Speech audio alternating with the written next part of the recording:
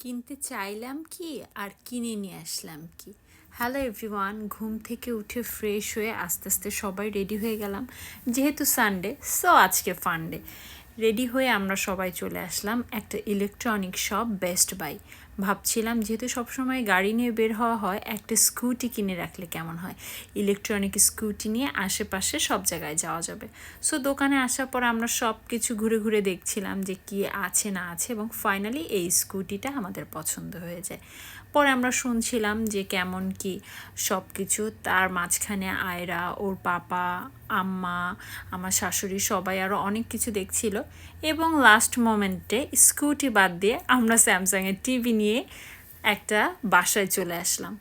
আসলে মানুষ সবসময় যেটা ভাবে সেটা কিন্তু চাইলেও করতে পারে না।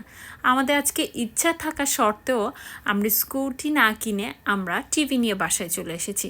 সো আসলে আমরা যা ভাবি তা কিন্তু না।